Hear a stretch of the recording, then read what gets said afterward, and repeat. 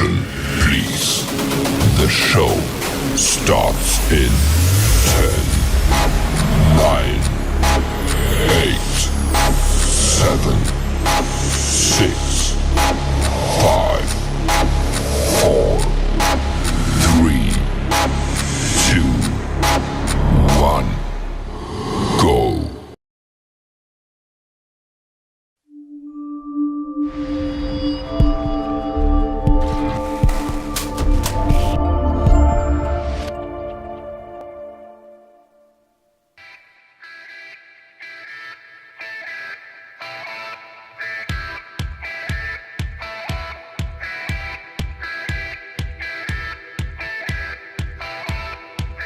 And now, coming live from the Midwest Racks and Rod studio, it's the Outdoor Show with your hosts. He's not heavy, he's my brother, Scott Biscobing, and I'm just heavy, Drew Biscobing, with special in-studio guests, Jessica Ann from, The Wild Race. Yeah, the Wild Race. I was like, the Wild Race? No, the Wild Race. The Wild Race. That's terrible. What's terrible is my memory nowadays. It's just My brain just gets so gall darn diuretic. I can't think, I can't talk.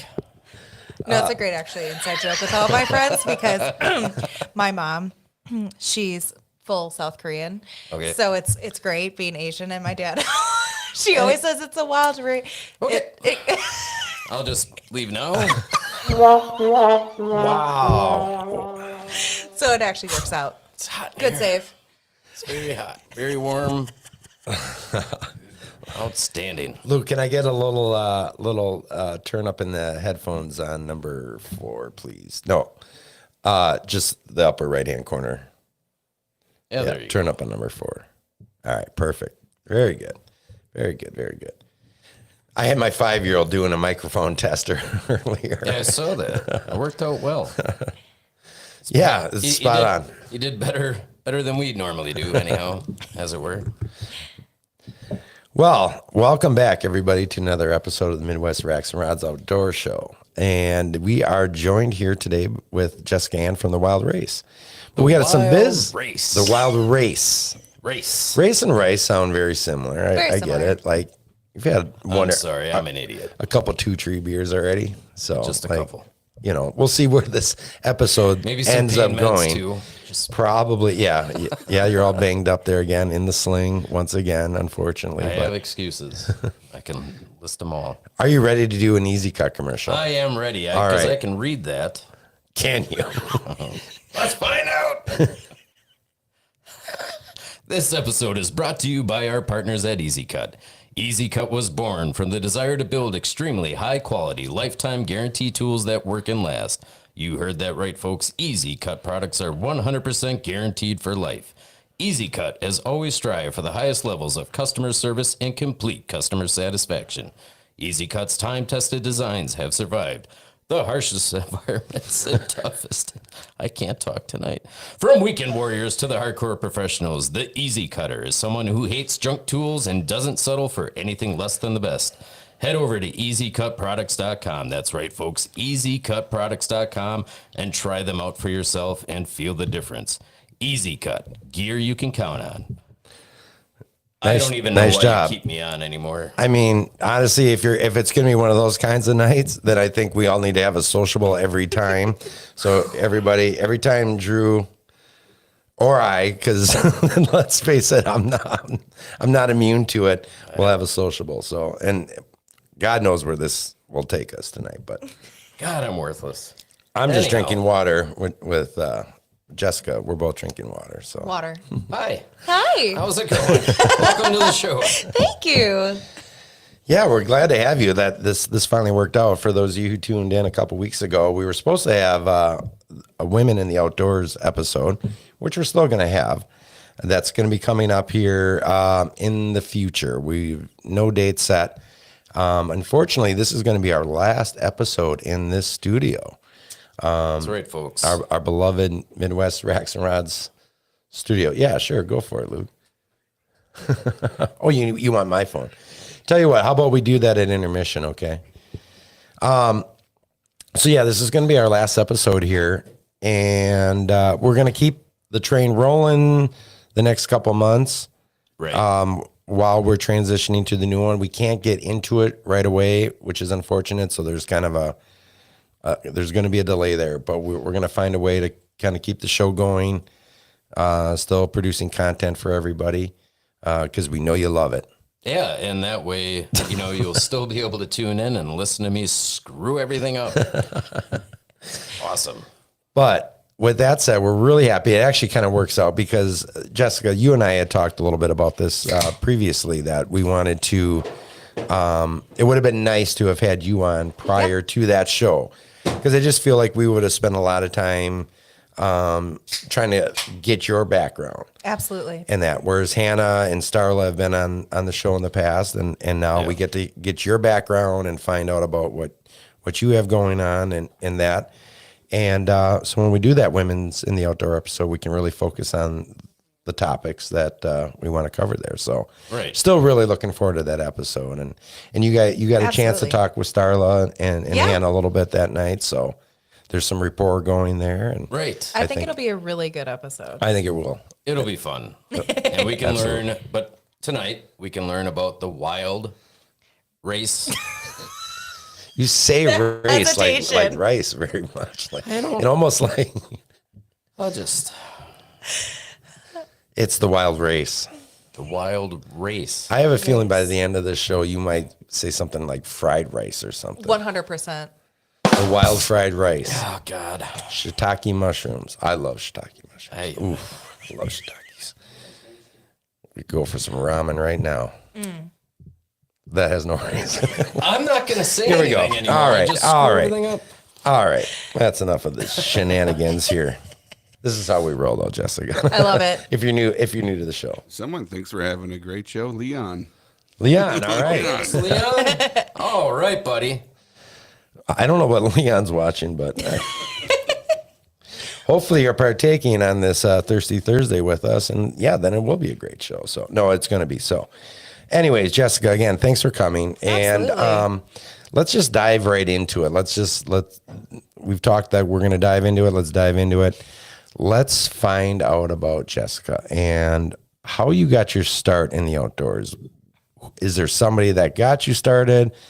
How old were you? Things like that. So my grandfather and my father to thank for that. I always tell people I was that person up at our cabin at the age of 4 in my cowboy boots with a corn pile with some chipmunks, That's where it started. We really started very young. We have a family land that's up in northeastern Wisconsin. We talked about that earlier before the show. Yeah. So up in like Florence, Forest County area. It's beautiful. To me, that's just tradition, right? That's family. Yep. And so my grandpa had bought that land, and he's really kind of the heart of all this, I would say. Sure. Of everything that I do, and then moving forward. And then obviously he instilled that in my my father and my uncle, who's also been successful in the industry as well, and then myself. And so Dad got stuck with me. My two brothers are both were in sports more so. My older half brother in Alabama, and then my younger brother, he really just went into sports. So he enjoys, the good old Wisconsin gun season with us, but his birthday also falls in gun season. Really? Oh, wow. Yes, November 28th. So Dad got stuck with me. Well, that's something he can't control. Now, our father got married. Oh, yeah, no. He thought it would be a great idea to get married. No. You know what, though? Let's not talk about that, because then we're going to have to think of what day it is. Oh my God, my brain. It always lands either on or right before or right after, right around. Oh, man. It's always that Well, he time. wasn't a hunter at the time.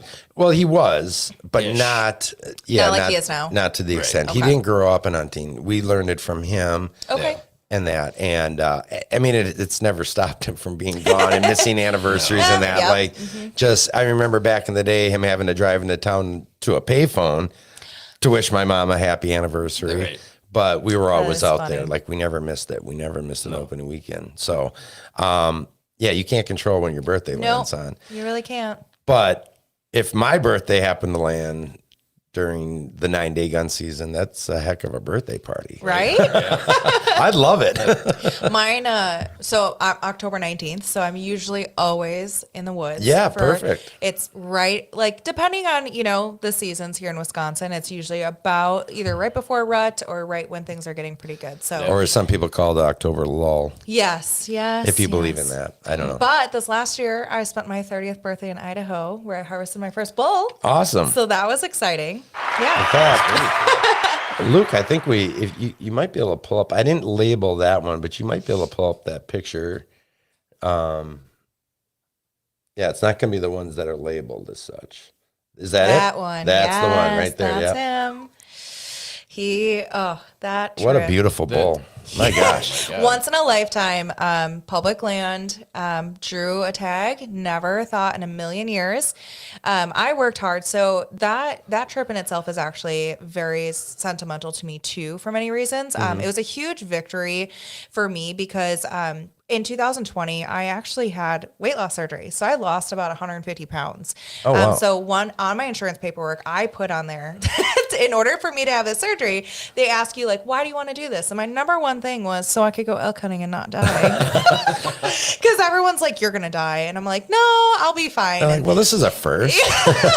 Probably, I got approved for it, had the surgery. And so, really put it in my mindset. And they don't, growing up in the Midwest in Wisconsin, like it is nothing like Idaho, right? It is nothing like being hunting out West. And Right. so that hunt was unreal. I mean, I trained and I worked really hard, but it still is never enough. And so, Sure. I was really tested that day, but that was a very intense, very rewarding hunt. And it was opening day, rifle season, 45 minutes left of shooting light, and didn't think anything was going to happen that day. I was just accomplished that I got to Plan B's spot because Plan A never goes right. No. Actually, technically, it was like Plan C. 290-yard shot with a 6x8 bull on public land. That's harvested. awesome. It So was explain insane. in that moment the Yeah. range of emotions that you felt. So season 2, it's actually one of my episodes that just aired on the Sportsman Channel, and I was hysterically crying, I mean, my friend Brooke was with me, and she was like trying to shush me because she was like, you're gonna scare anything and everyone around here that can, your public land, you don't know where anybody is. And Right. I was like hysterically crying because I was shaking. We were using my spotting scope as a rest, which isn't the most stable thing. Right, And so right. I was just, improvise. you really have to, because I got to that location and I dropped my pack, dropped everything, literally everything. And I was watching like 30, 40 cows go through this, right in this draw. And I was like, there's gotta be a bull in here. And then all of a sudden I hear my friend Brooke, she took my spotting scope to the other ridge, and she was like whistling at us. And I was like, what? And she's just like whistling, and she's like, big bull. And I was like, huh? She's like, grab your gun. So I grabbed my gun, and I tell you, I couldn't even, my hip flexors were so done. I couldn't even move my legs. My camera guy at the time, literally, I grabbed onto him and my friend Brooke, and we basically dragged myself like on slated rock on the tallest mountain in the area. And I was done, and got over there, like had a minute to breathe, and then set up my gun, took my shot. And it was like, as soon as like, that moment, I don't know if you've ever seen that video of like Luke Bryan where he's like, is he down? Is he down? Yeah. That was Who me. hasn't seen that one? That was me. And I was like, is he down? Is he down? And in the middle of this, I took 2 shots because they're such hardy animals. I was shooting a Remington 7mm, and I was like, you just never know, right? And the last thing I wanted was this animal. One, you want to take ethical shots, but we were literally on the side of the largest mountain in that area. And I'm like, if this animal goes down, like he's going down. How many yards did you? 290. 290. Wow. Yep. That's a poke. Yeah. And so, and he went down on the one area of this giant flat piece of rock that was on the side of that mountain. It was the most perfect thing ever. I don't know how that happened. Wow. And he went down, and that's when I just like let all of it out. And I was, like I said, like just hysterically, emotionally crying. And it was just, and it's for multiple reasons. Oh, yeah. It's all the accomplishments. yeah. And that's what it was for me. Like, it wasn't just everyone told me, like, what is your target? I'm like, honestly, as long as it's a legal bull, the fact that I'm physically out here doing this, Yeah. doing what I never thought, not only mentally, but what my body could do, like that was an accomplishment for me in itself. And so I just, everything, all the emotions came out. And then the hard work comes in, right? Oh yeah, the pack all right. Yeah. God. Yeah. I mean, that's no joke out there. No. I No, mean, it's not. you cannot, It's dangerous. right. You have to train for it. I mean, everybody I know, I've never been myself. I hope to one day. But I got a good buddy that goes elk hunting every single Okay. year, whether it's in New Mexico or Okay. Idaho or Colorado. Every year he goes, and he usually tries to incorporate it with. If he's in New Mexico, he's doing speed goats and or Nice. mule deer, wherever he's at. And yeah, it's constant training every year. He's like, I got to get ready for it. Yep. He's like, you pack on the pounds in the wintertime. Seriously. I mean, it happens to me every year. Around the holidays, it's just like, winter's coming, hibernation time, and you start packing them on, and then The holidays. yes, the holidays is hard. I mean, seriously, when hunting season starts, because then you got the snacks and the little Debbies in your The pack, little and it's just real easy to hit up a Quick Trip. Quick Trip, 100%. If Quick Trip's listening and they'd like to sponsor our show, we'd love to have it. But anyways, yeah, you hit up the Quick Trips and your pack is full of. Because sometimes when you sit there out there on those all day hunts, you need that to stay your energy Right. and to stay warm. Honestly. it just keeps your head in the game. It gives you that little Absolutely. boost. But yeah, that is quite the accomplishment. So congratulations. Thank Look, you. could you bring it up one more time if you could? You're gonna be like, which one is it? Yeah. That what was did he score? 353. 353. Wow. Yeah. So That's it awesome. was it's so surreal to me. Like I said, I just, I never thought that I would ever harvest an animal like this. Right. And then especially public land. And I told myself and I told everyone, I'm like, I am okay if I never shoot a bull like that ever again. And so Well, it's gonna be hard to beat that. it really is. And so this year I'll be going out public land in Idaho with my bow. So Nice. crossing our fingers. Yeah. Just a general, tag because in Idaho you can't draw back to back like that. Well, you can put in for the second draw, but I'm going. We'll be chasing one with a bow this year. That's so I'm awesome. Super excited. Well, so good luck with that. thank you. All right, now let's backtrack just a little bit here. Let's go back to your start in hunting. Yeah. And that. You said it was your dad and your grandpa. Yep. And that.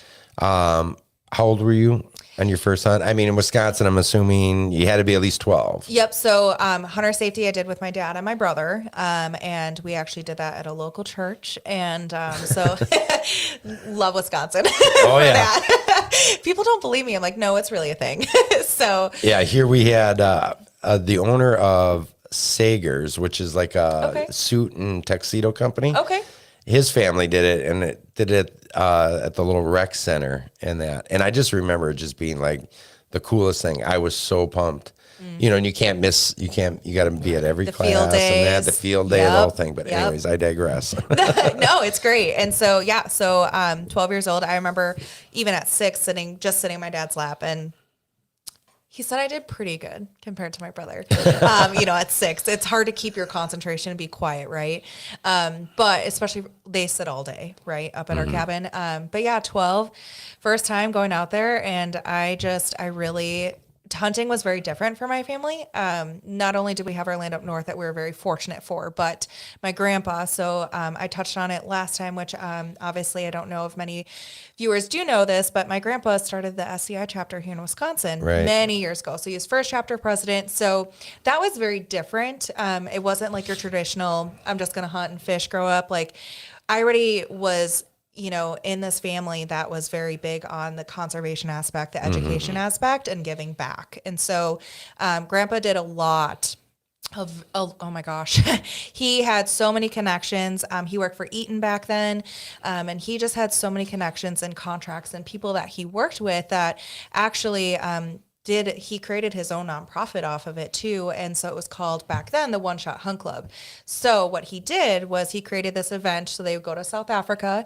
It was his bread and butter. So not only did I grow up with whitetail hunting, but some people just how it is for my family. Like I just grew up in South Africa hunting. That was just something that there was no ifs, ands, or buts. It's just what my family did. Yeah. And so my grandfather, I was just going to say, so for those of you that don't know what SCI is, the Safari Club International, how did he get involved with that? so he actually met and did a lot out west in Wyoming. Okay. And then he was very involved with it because he traveled the world to hunt. That was just something that he loved to do. And so it was very big out west, but not so much here in the Midwest. So he came back to Wisconsin, which is his hometown and home state. Right. And then he created his own chapter.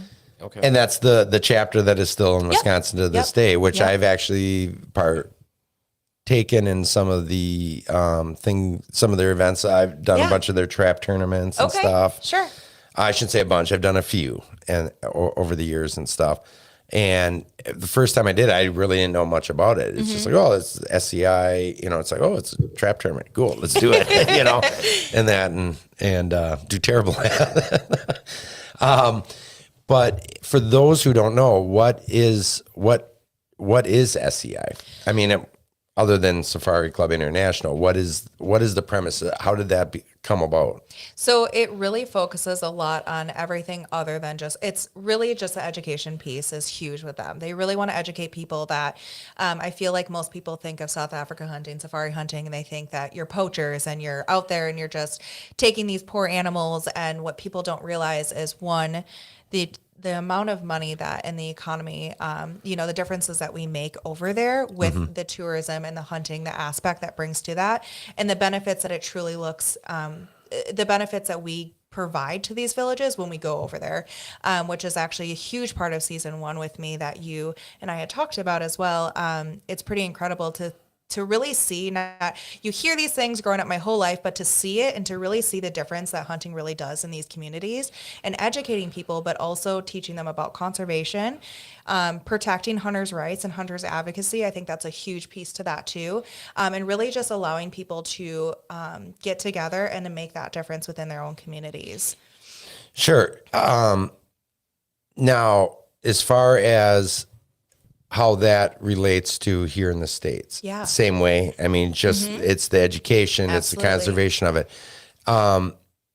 Touch on, if you could, and then we're going to get into season 1 of the Wild Race here, because it's going to it's all going to kind of come together. Just stick with us here. But can you touch on the importance of trophy hunting in Africa? Now, because some people are going to be like, the importance of trophy hunting, because there's this misconception, and not so much necessarily in the hunting community, but I think there is some of that. Like, it's hard for a lot of hunters to even fathom, going over to Africa and trophy hunting. But trophy hunting, in quotes like that, gets a really bad rap in general. It does. And there's a lot of misconceptions and a way of thinking that, I mean, we've all seen it before. Somebody's posting a picture, and this is probably for the next episode that we do or whatever, but a lot of times it's women that get it too, really bad. And I can't think of any names right off the top of my head, but there was some, whether it be a lion or a giraffe. One specific. She's a good friend of mine. Okay, go ahead. Kendall Jones. Yes, Kendall Jones with really the got it. giraffe. That's right. Yes, with the giraffe. Yep. Why don't you go ahead and touch on that a little bit and explain really how that works, and at the end of the day, the importance of trophy hunting Absolutely. in Africa. So I feel like there's a lot of misconception, right, that we talk about. So when you go over there, and again, it was hard for me to even, like, growing up in this, really seeing it firsthand was just life-changing, the difference that hunting has in those communities. So I don't like using the word trophy hunting, but that's what people use, right? Is trophy hunting is that terminology. And so people go over there. This is what their business, this is their livelihood. I wish I had a statistic on my phone, and I can try to see if I can find it. But the gentleman, Francois, which is my grandpa's very dear friend over there, he had told me there is a statistic, and he had shown me this research behind it. And it was like, for every little bit of money that we provide into that economy, the amount of return that we have, that community has from that, whether it's the meat. So every single thing, we obviously, no matter what, as a hunter, myself, I always have a little piece of whatever I harvested, right? And then every single piece of that animal gets used, whether it's something that a family can use, whether it's the skin, whether it's the meat, every bit of that. And so for my first trip to Africa, I took 7 animals. Right. Those 7 animals were able to feed an entire community of 55 people, 55 families, I should say. And so like to know that I can feed these families because they don't have the means, Right.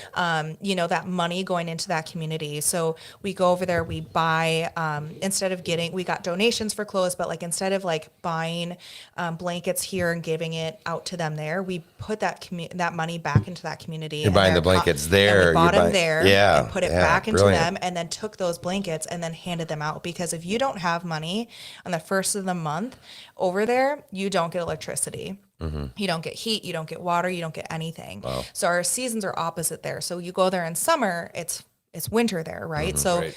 you want to hunt when the grass isn't super tall and you can't find the animals. And so Francois has shown me, and we went around and I got to see firsthand him cutting wood and literally delivering it to these families in these houses that do not have heat, do not have electricity.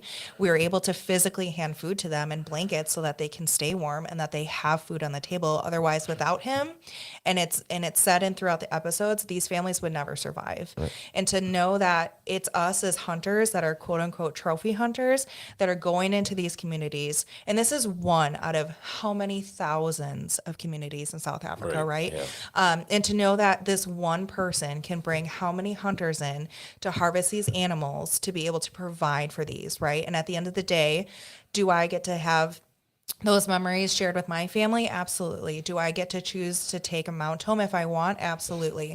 But at the end of the day, it is so much more than just a mount. It is so much more than that. And I think people don't know that, and they don't understand the difference that hunters have in South Africa specifically because of that.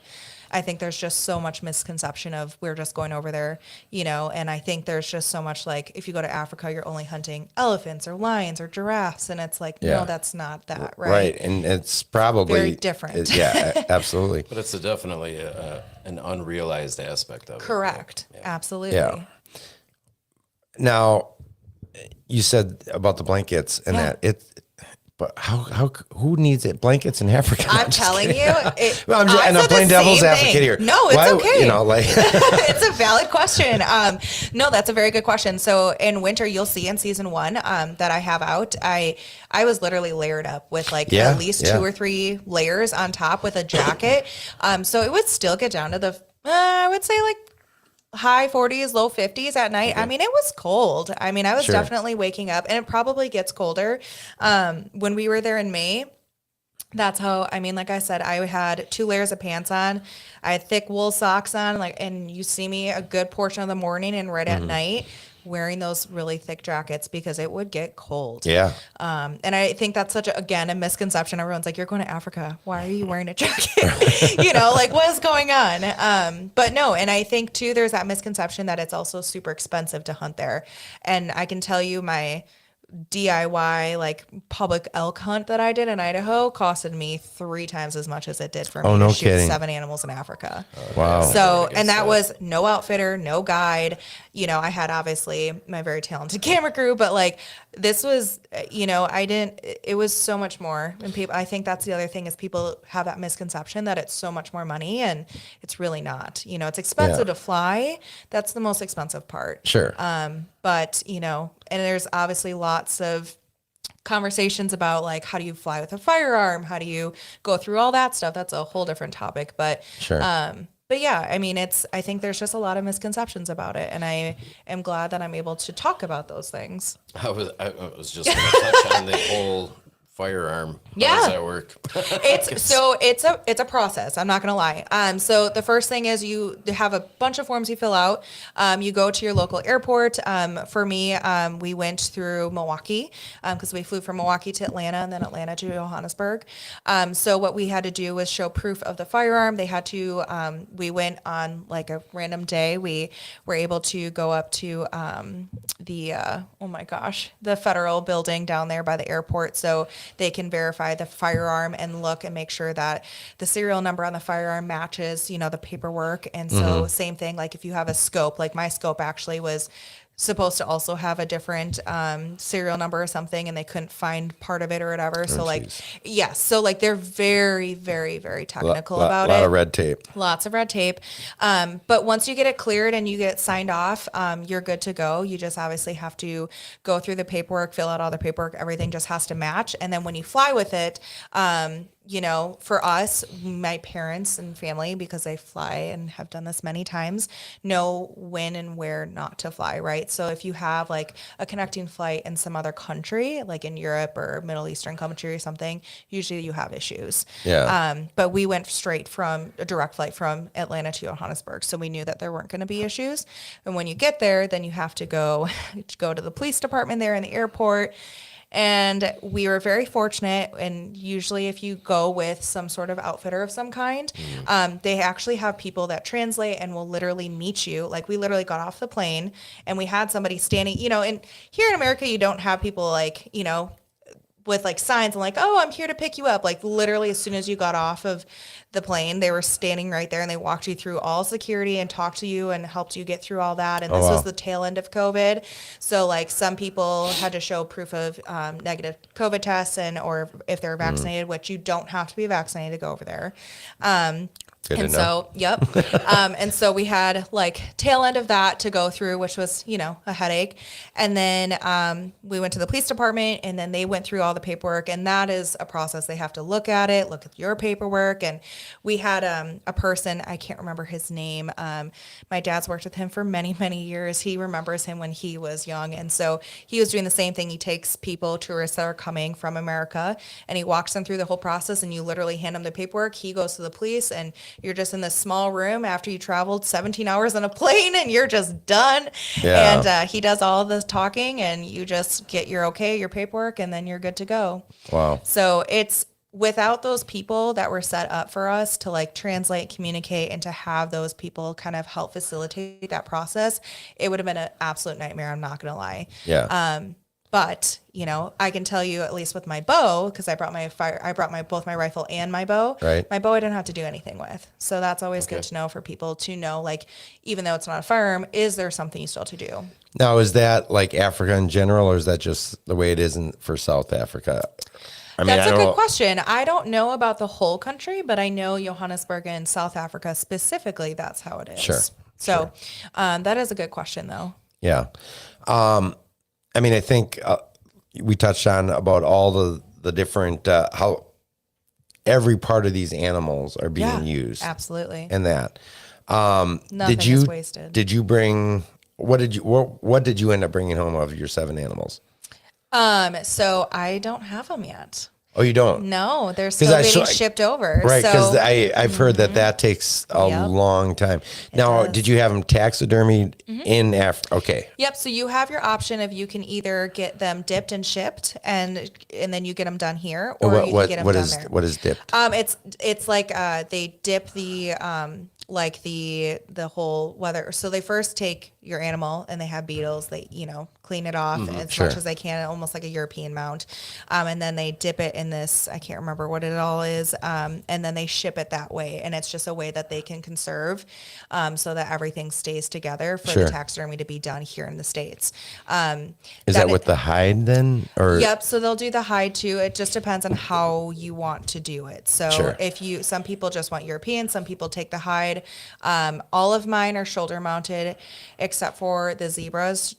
Just going to be the skin, just the hide of it. I just am turning it into a rug. Oh yeah, sure. And then the warthog, that was never even on my list. The most god awful, oh gosh, they convinced me because it's like this trophy size warthog. And I remember Francois, he's like, Jessica. And I was like, I'm not shooting. Like, I don't want a warthog. And he's like, just shoot it. It's the biggest thing I've ever seen in 10 years. I'm like, you've got to be kidding me. And he's like, if you don't shoot it, I will. And I was like, fine. So we were just driving back and I was waiting. I was so bummed because the whole trip, I was trying to go for a springbuck, which are just fast little creatures that will spot you miles away and just run another 4 miles. And it's just so difficult sometimes to get a good spot and stalk on them. But anyways, what was this warthog is going to be a full body mounted warthog coming home to me. Yeah. And I have no clue where I'm putting this thing. what was your reservation with the warthog? Is it Lion King? No. I think I just okay. I'm one of those people, like, if I am actually going to. What was the warthog? Was it Pumbaa or something? Pumbaa, yes. Didn't you say that in that episode too? Yes, it's Pumbaa. It's Pumbaa. Now I'm going to shoot Pumbaa. Yes. Yeah. Under duress. Under much duress. I'm going to shoot. It was great. It was funny, but I didn't want to shoot a warthog. It was just, for me, I just had a list that I wanted to go after. Maybe that's just like the inner nurse in me. I'm like, no, this is my list. I'm sticking to it. Was there a certain number or that you could, or for animals? Yeah. No, I definitely didn't harvest I didn't get my kudu and I didn't get my springbuck. Didn't have a waterbuck on my list, and I ended up adding that instead of my kudu, which that waterbuck was a beast in itself. Yeah, too. yeah. That thing was a tank. So that was super exciting. I don't know. Warthogs are just. I shot a Russian boar earlier that year. I was just going to say, you shot a Russian boar in Michigan. And I have his head. I currently have it in my house. I don't know where to put him yet. And I don't, and I had to giggle because I'm like, warthogs are just, it was not. Do we have a picture of Pumbaa or? I don't believe I have a picture, but you can find it in season 1, episode Could have been 2 or 3. Yep. For my warthog? Yeah. It It was one of my last hunts. So did he put it? Oh gosh. I know it was on there. Oh, it's on there. Yeah. I'm just trying to think if it's episode 4 or Watch 5. season 1, episodes 1 through 5, and you'll see it. You'll have to watch it in order though, right? Right. You gotta watch it in yes, order. absolutely. Yeah. Well, if you don't know what to do, we rent out space on our wall. Hey, no, he's a full body mount. He's Well, gonna go on your we'll grounds. put him right up here on the table. He is We'll just put Drew right behind him. perfect. Staring at his ass. That would be appropriate. That would be appropriate. I love it. No, I mean, I didn't expect us to go right into that, but so 7 animals. 7 animals. 7, season 1. Yeah. Episode 1, you did you had the red hartebeest bull. Mm-hmm. That was episode 1. Yep. Episode 2, you had it's pronounced 2 names. Is it Gemsbuck or Hemsbuck? Is it with an H or a G? It's supposed to be with a G. Okay. Gemsbuck. All right. Gemsbuck. But I've heard Some it. people say Hemsbuck. Hemsbuck. Is it because... Tomato. But is that the way they pronounce it in South Africa? So. I think it's also known as like an oric. Oh my gosh, I can't even say that name either. I think we have a picture of the hartebeest bull. Could you pull that up? That's the hartebeest. That's it. And I had to kind of crop the picture to fit in there, but yeah, that's the hartebeest. That was your first animal over there. That was my very first one. And then you also got a zebra. I did. Was that on your list? Zebra was on my list. Zebra. Zebra. You got a picture of the zebra? Yes. Yep, that was on my list. So Very what people cool. don't know, and I didn't even know, you actually don't shoot the zebras. Well, depending on what you want to do with it, right? So I want to use the hide as a rug, right? And so you want to go for the skin that's younger. Sure. So I was like, oh, okay, like I see 2 different ones, and I was like, oh, I'll shoot like the bigger one. The one on the left was bigger. I remember watching that episode, and I was like, you actually don't. But he kept saying, no, the one on the right. So, and what I didn't know is like what happens is, so when the babies are about a 1 or 2 or so, give or take, the female, the mother, has to find a new mate. Mm-hmm. The new mate And I remember Francois explaining this. I'm like, well, why does she have to get rid of the baby before she finds a new mate? And he's like, because he doesn't want to raise somebody else's child. So otherwise he will beat it to death. Yeah. So you have to go, and those are the ones that you have to harvest, is those ones. Now, if I said I wanted to go and do a shoulder mount and I wanted something that was much larger, and I did a shoulder mount of a zebra, which personally, I don't know if that's my cup of tea to do a shoulder mount of a zebra. No, I like the whole idea of the rug for sure. 100%. Yeah. I think that's what I would want to do too. So, but yeah, I was confused. And I'm glad you explained that, because I was like, oh, the one on the left is bigger. Right? It was the one on the left. Yep, it was the one on the left was bigger than the one on the right in that. But I was like, well, there's got to be a reason. Now, I got to ask this. Bigger's always better, right? Right, bigger's better, right? Well, I said the same Supersize thing. I said the same thing too, and I was like, "Why am I not shooting the one on the left?" And then he explained it to me. But Makes sense. Sure. It does. But again, you don't want that to go to waste. And if she's producing babies, just like does, just in whitetail, like you don't want to kill those really good producing does, right? Right. Sure. Well, and much like here in Wisconsin with whitetails, most of the 1 and 2 year olds get exactly. Exactly. What does zebra taste like? Because Honestly, everybody's going to say, well, it tastes like horse. Well, when was the last time you ate horse? What does horse Last time I taste went like? to Taco Bell. No, I've never had horse. I grew up on a horse farm, but never had horse. But honest to goodness, of all 7 animals that I tasted in Africa, zebra was. Are you serious? I'm not joking you. I swear. So what? All right. I'm if not you were even- to describe it, if you could best align it with something North I can't. American. You can't. No? Like it's so not like tender. it's not like elk or mule or No, antelope or it's so. I've never had antelope, so I Butterburger. can't say. Whataburger. a butterburger. Butterburger or Whataburger? Whataburger. Butterburger. Butterburger. No. Hey, a better brand of zebra makes a butterburger better. No. Honestly, it was so like tender. I can't describe it. It was so stinking good. See, I would think just the opposite. I would think like it's very muscular animal. I mean, but they all are though, aren't they? I mean, every single animal. So then you got the wildebeest, you Yep. got the waterbuck. Yep. What else? The sable. The sable. Let's talk about the sable real quick, because Yeah. that was a special hunt That for was you. a very special one. Because your dad was supposed to go after the sable. So again, Yep. if you guys weren't paying attention, your parents were, both your mom and your dad were on this trip.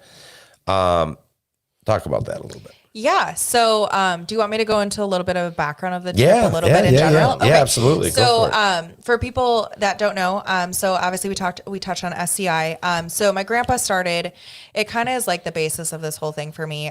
So my grandpa, I was never wanting to ever want anything to do with being a nurse or anything like that. And my grandpa ended up getting sick, and I ended up loving the idea of taking care of my grandfather, and just in general, being in that kind of situation, I suppose, taking care of a loved one.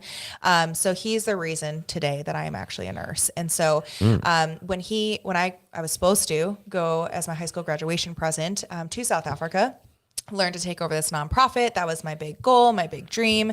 I wanted to restart it. And so this nonprofit really gave back and focused. Like the mission of this nonprofit was to provide hope and future for African children. Sure. So he built schools, community kitchens. We donated hearing aids to people. We made wheelchairs in my basement growing up. Like every time we were like kids, whatever we had that we didn't use, we were donating to the kids in Africa. And that was just something that was like a part of my life. I didn't know any other type of way of like living. It's like, all right, 2 times a year, like whatever we didn't need, it went to South Africa. Real quick. Yeah. Those homemade wheelchairs. Yes.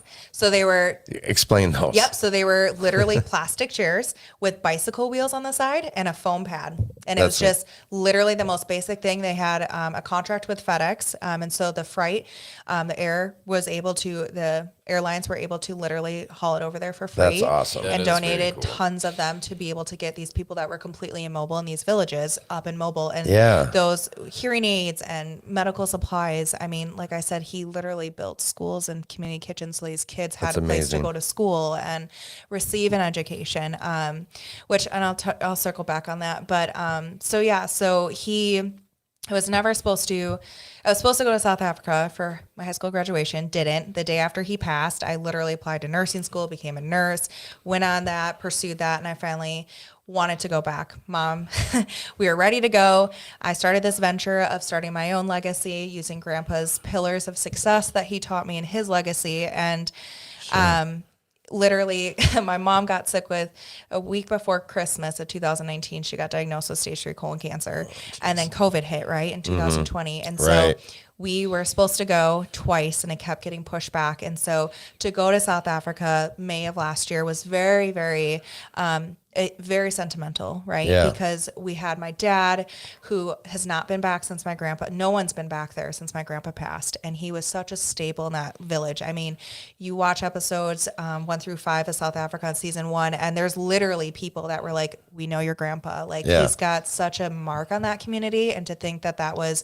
He passed in 2010, and this was 2021, Yeah. 22, Yeah. 22. 22, He yeah, went yeah. Still- yeah. 12 years later, and legacy. he's literally, yes, his legacy lives on. And so it was incredible to like see all that. And so to go on this trip, and my dad's first trip back, my mom, who does not hunt, literally threw a gun the one time she shot it. Love her. Was able to be a part of it for the first time in my life too. Like as I'm like going on this journey of my outdoor love and my passion and my future in this industry, and was able to sit next to me in a safari truck and was able to point out these animals like that I literally taught her, and 2 seconds later she's like, "Oh, red hartebeest, this," and I'm like, "Where are you getting these eyes from? Like I could use you on my hunting trips," you know? She was so good about it all.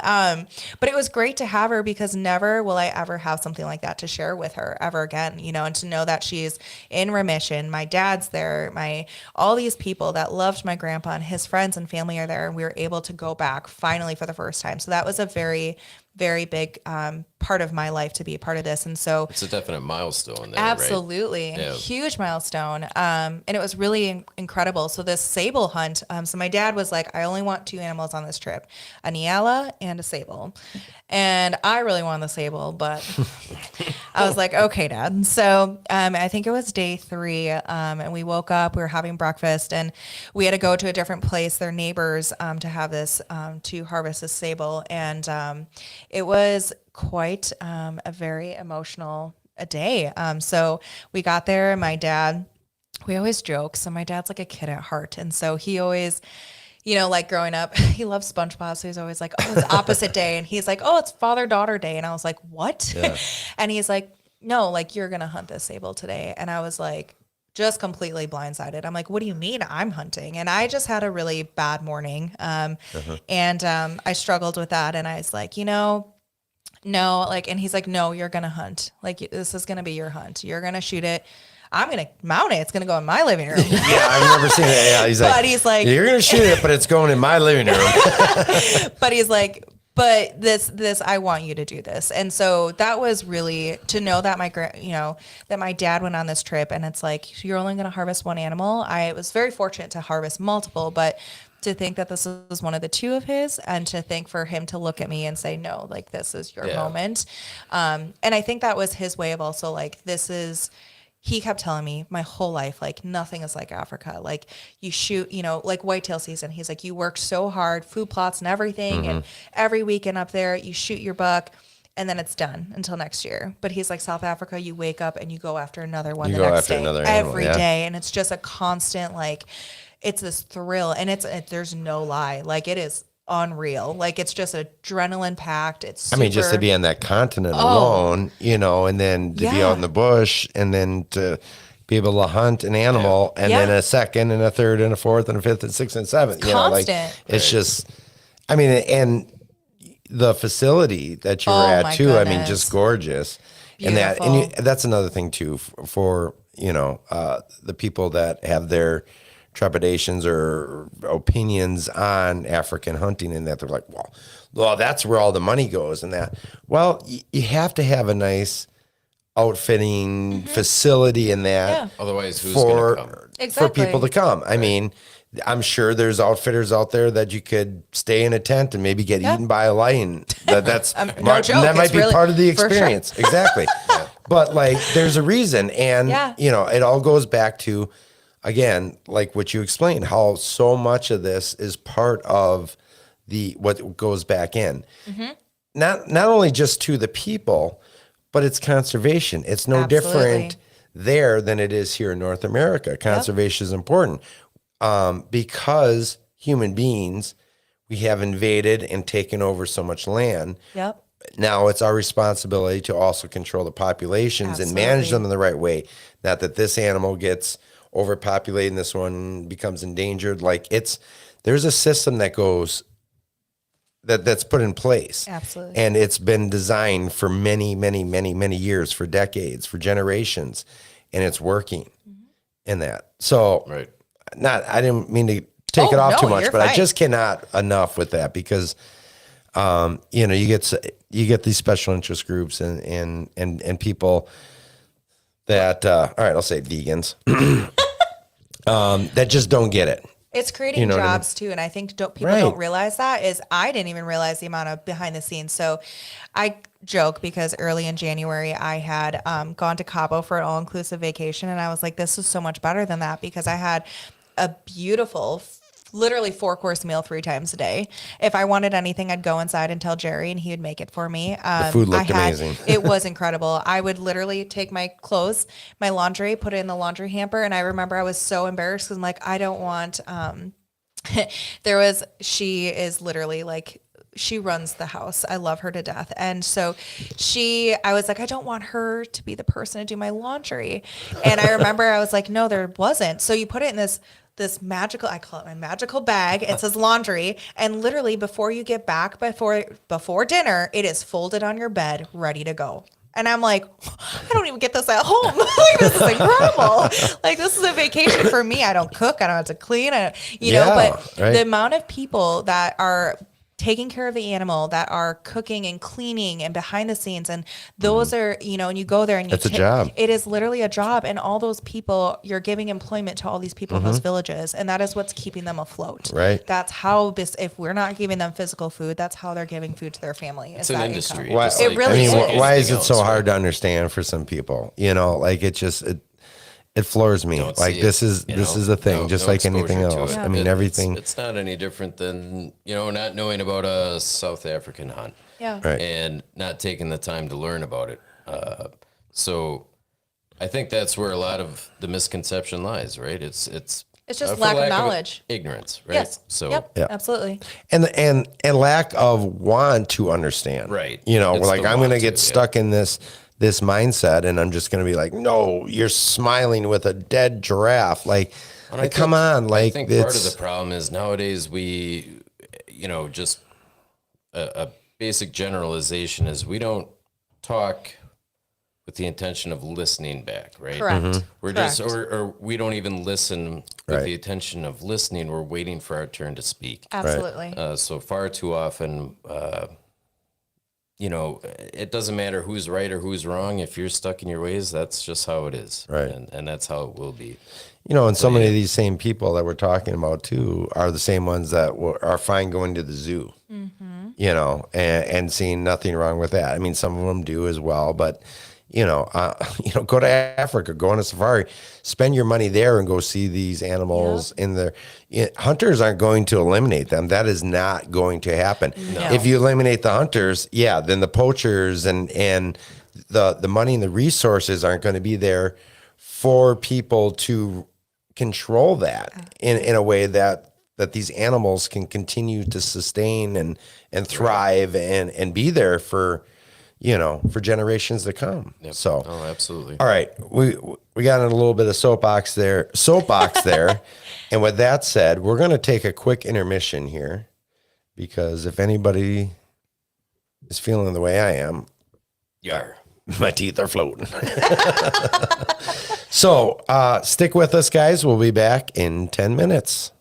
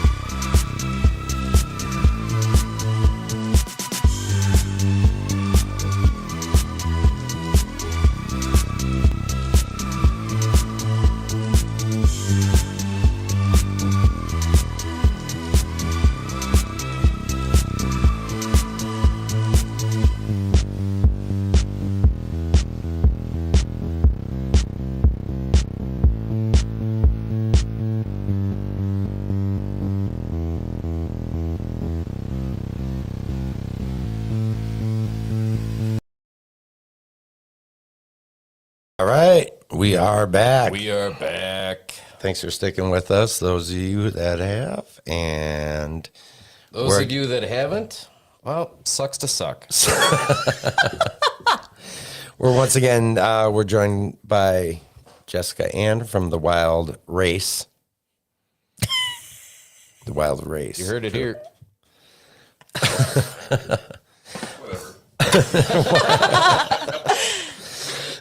So we were talking before the break. We were kind of slowly wrapping up some of the Africa stuff.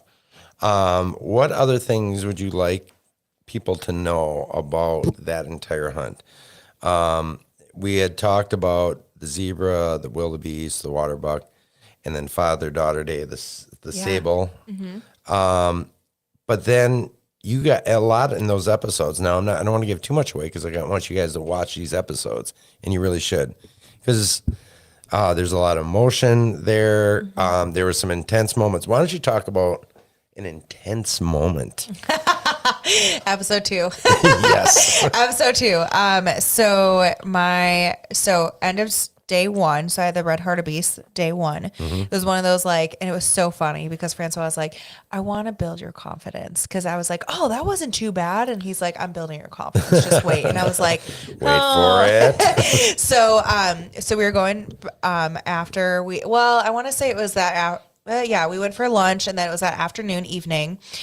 We spotted, because I had a list, right? But then you just kind of drive around and you're like, which herd are we gonna go up onto, right? And so, this is those hemsbuck or gemsbuck that we saw, and they are just very, it's just like a giant horse, honestly. They just, how they run, how their tails, it's just crazy to me. Yeah. But they're beautiful. They're very beautiful. Sables to me are the most majestic, but these gemsbuck, I remember that evening, I took a shot at one.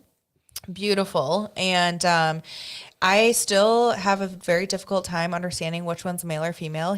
Francois explained it to me, but let me tell you, those animals over there, I give all of them credit, those PHs credit. And I took a very beautiful male and ended up tracking it for what seemed like forever.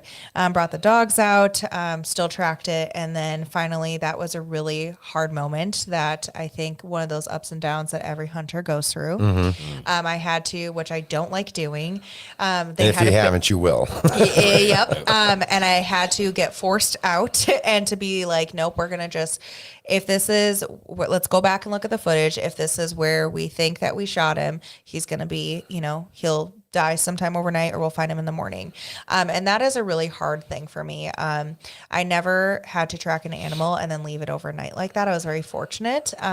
With growing up with whitetail hunting, that was very hard for me to walk away from, because I like to think that I practice enough and I do prepare enough to know that I make those ethical shots, those shots that are very, for those people who aren't into hunting as much, when I tell people, you go to the grocery store and take meat from, something that is slaughtered and whatnot. But what we do as hunters, as I say, and people that harvest animals and enjoy this, it's very different for us. And so these animals are very hardy. And so I went back, I had a really hard moment, very difficult moment with myself. I was very upset with myself. Looked at the footage and we saw that it was definitely far, where I shot him was far behind his shoulder and up, almost like his spine, almost like it seemed like He looked like he was quartering to you. Yep, he was quartering to me. And so it was just one of those shots that wasn't the most lethal shots, unfortunately, and it was very hard for me. And so I did not sleep that night. I was so upset with myself. And if you've never felt that, I promise you at some point in some way in your life, you will feel that. You will. And I think it's important that you do feel that way. If you feel indifferent, then you probably shouldn't be doing it. Yeah. Right? For the wrong reasons.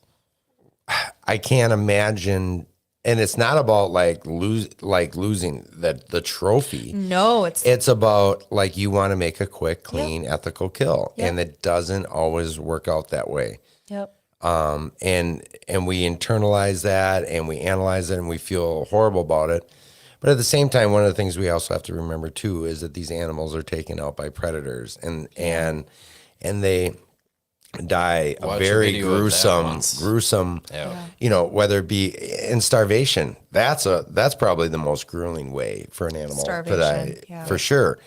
But it's the circle of life. But I think it's important that we feel that way, that we Absolutely. you know, because if you don't, then I think there's something wrong. Yeah. Right. You know, like you really got some issues, maybe. Yeah, you're in it for the wrong reasons. Right. Yeah. Right? I think, you can even have a moment when you do harvest that animal. Always. Too, of gratitude for Yeah. that animal, and really take in and enjoy its beauty and be thankful for it too. Yeah. I mean, I can't think of a whitetail that I've dropped where I haven't gotten emotional. Yep. Where it didn't suffer at all, but I still, you're looking at it and like, no, I made a decision, Right. and I took its Yep. life, Sure. and I'm very thankful for it because Yep. it's gonna, feed my family or whatever. Yep. But Like- that's part of it, right? Yeah. Yeah, and like Dad and Grandpa always said, if you pull that trigger, you better believe that it's going to do something, right? And you better be prepared for that, regardless of the outcome. Right, Like you right. have to, if you're going to pull that trigger, you better know what There's you're so doing. many variables that can Absolutely. happen, and that like there's no guarantee. Anyways, So went back, beat myself up for it all night, did not sleep, went out, and I remember I was like the first one up that next morning, ready to go, and I'm like, let's go. Are we going? Are we going? Let's We go gotta to the eat dogs. breakfast. No, we don't. Like, let's get the dogs, let's go. And they're like, Francois going to take the dogs. We're going to go back to actually where we shot him, and then just start back from the beginning instead of going back to, like, we put some ribbons out from where we left off, but we were like, I think we were tracking the wrong one. Like, we're going to start over. So we did. And I remember I was just strolling, and then finally we got the call. They're like, get over here right away.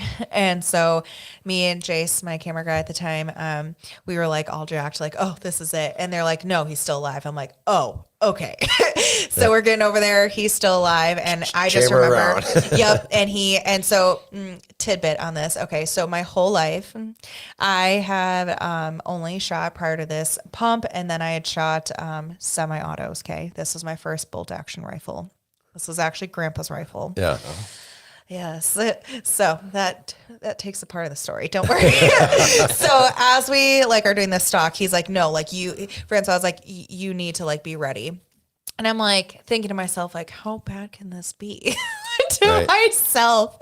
And we're getting ready. We're going out and we're like crawling in this bush, and they have these thorn bushes over there. And I kid you not, these things are like 3 to 4 inches long, and there's such thick thorns, and you are literally they're in every crevice of this thorn brush tree, and it's just everywhere. Like you crawl in it and you're literally getting Scratched to heck. And so I remember literally crawling, and my camera guy was behind me, and the footage is hilarious. It's not hilarious. It is hilarious looking back, but at the time it was super adrenaline packed. And we're crawling, and then all of a sudden he's like, shoot. And I'm like, where are you looking? I remember popping up, and I'm like, I am, if you ever shot ducks or waterfowl, and people are like, shoot, and you're just like, where? What am I? What? Which one? So then I see his horns moving, and he's swaying, and he literally the sound that he put out was something I could never just imagine. It was so awful. And so It picked up on camera, but I can't did. imagine what it sounded like when you're insane. how close were you? That was pretty close. So probably not even, I'm not joking you, 10 feet from this animal. And he's like, shoot. And I was like, shoot. So I shot, and he's like, shoot again. And I went to go put another round in. And I went to go shoot, and all I heard was a click. And so you didn't fully eject, I short stroked it. Yeah. So I did not let that down for the rest of my entire time there. So I short stroked it, did again. I went, reloaded, and went and took another shot, and he eventually went down. And it was, my parents were in a totally separate truck, back where we were. And my mom was like, that was I was scared. I didn't know what that sound was. Because he was he said get out? Oh or, yeah, so like, so the most important part. I took my shot, and then all of a sudden he looks and he's like, "Let's get out of here!" And I was like, "What?" And this thing comes. I mean, because he's much taller than you, so he could. How much taller? Francois is very tall. He's like 6'4", like Yeah. Trey's height. Like Right. he's like 6'4", 6'5", and I'm 5'6". 5'5", and so he's like So a he's got whole like a foot on you. Right. taller than me. And I was like, "What?" And he's like, "Let's get out of here." My camera guy and I were just like, "I'm like, oh my god, I'm gonna get like stampede." And like these, if you don't know what a hemsbuck is, like please look it up. I mean, these things, their horns that's how they kill their predators, right? And Right. that's how they fight, or with these horns, and they're very dangerous. And so And he's they're like, big. they're huge. Like what? Like over 300, aren't they? For the animal? Yeah. Oh, it's like the size of a horse. This thing is huge. It's huge. Wow. And so, this thing eventually like kind of like comes towards us, but then like falls down. Oh my gosh, that footage that we got on camera. So was you'll cool. see it in episode 2. I mean, You gotta check it out. Literally of him saying like, "Get out of here," and us like running through the brush, and then this animal goes down, and it was just the most intense. And my face was like, what just happened? Like, this is first thing in the morning, like, welcome to Africa. Like, what? Can I get a Cliff Bar, please? And, and my mom and dad come over and they're like, what just, and it was just so crazy. He was like grunting. It was like It was- this guttural, like, Oh my gosh. like this, like growl. I don't want to say was like a growl, growl but it grunt. was a growl grunt, and that you got to check it out. You guys got to check it out. It was cool. crazy. I feel like I need to read a book. I feel incredibly stupid right now. I like you've listed off so many animals. Like never heard of that. Never heard of that. I don't know what the hell that is. Well, that's the thing is, so It's as how big as a many horse.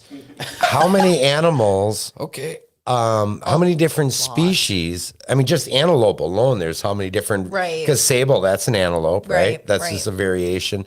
How many different species did you have, like potential? Oh my gosh, there's so Would many. you say? They're alone. I mean, he's got and it's crazy. Like he'll like have a list of animals at 30, 40. What's Yeah. crazy is like, I'm not joking you.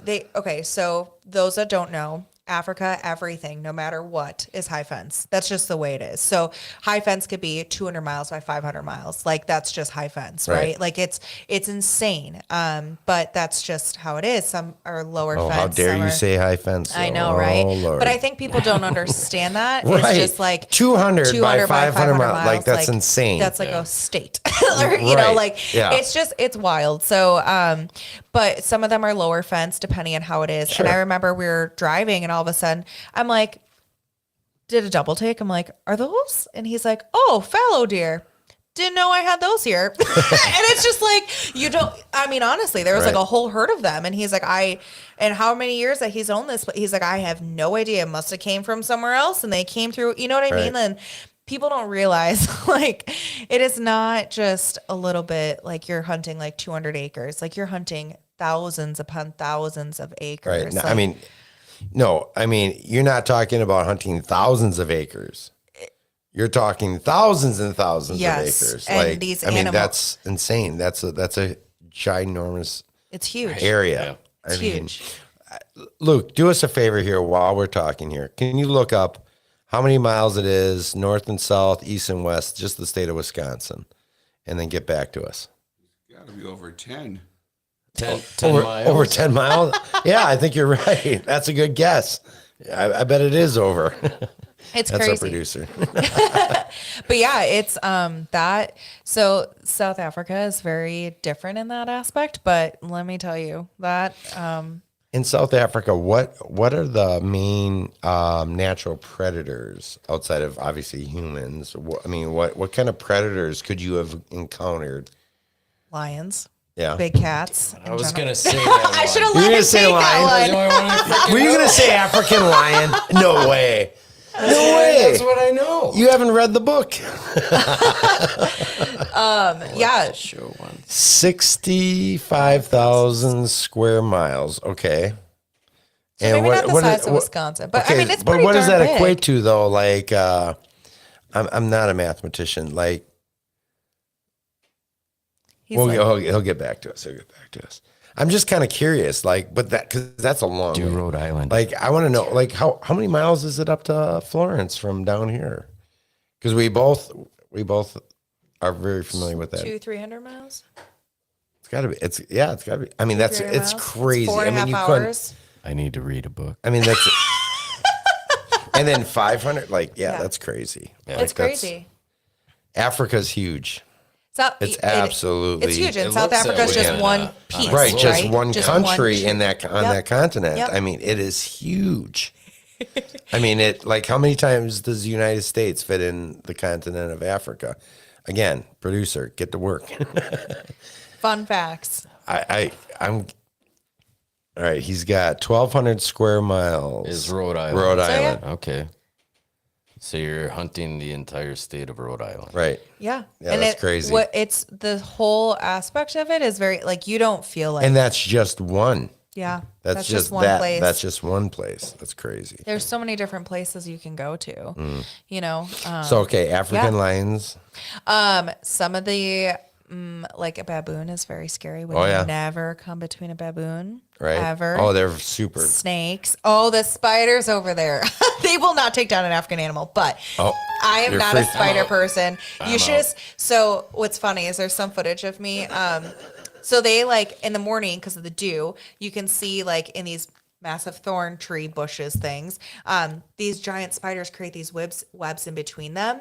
And all you see is the glistening No, you webs. said giant. You said giant. What the hell's what's a giant Oh my spider? gosh. What? They're how like- big is a giant spider? Huge. No.